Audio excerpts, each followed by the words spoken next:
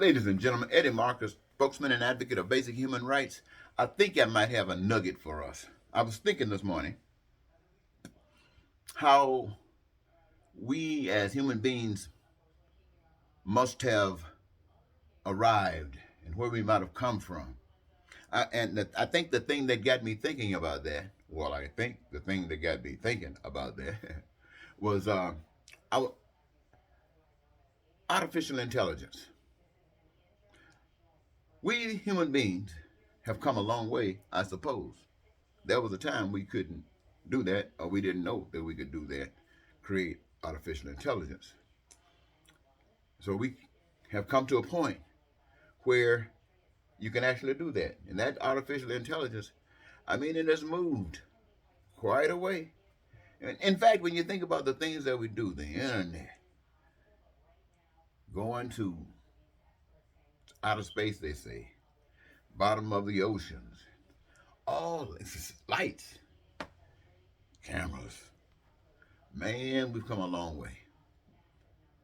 But then you think about, let's say, one of the things that we really look at is the artificial intelligence because of the way it can perform.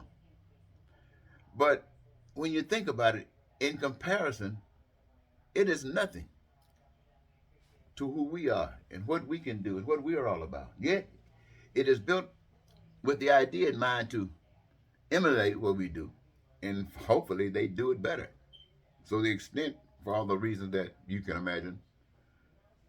So it makes you kind of come back to the idea that if artificial intelligence exists because of people like us, and we exist because of something else, we exist. Now we call it God because we don't really know what it is. We've heard all kinds of information and stories, other people's comments about it, but we really don't know where we come from. But we do know this: we didn't make ourselves, just like artificial intelligence didn't make itself. We didn't make ourselves. And just like humans supposedly had control over that artificial intelligence, there is supposed to be a control mechanism over we, the people. We can assume that. We can't say supposed to be. But it makes me think sometimes that based upon what I, as a social scientist, that I observe here on this earth, when I see people uh, totally opposite in views about anything, see the same thing. I mean, you put the same thing before them and they still see something different. I'm thinking about this. Well, how did this possibly come about? You know, it has been said that when a baby comes into this world, they're basically innocent. They are not programmed or anything. And yet I think about the power that perhaps is responsible for our being here.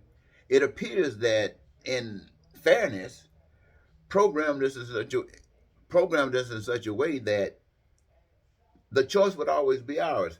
In that, according to the scriptures in the Bible, Garden of Eden, you know, just to go back on something that you've been taught, they were told that Adam and Eve were told by that power that basically the world is theirs. And all things that they wanted to do, they are the masters of it and they got it. But now, all of this was positive.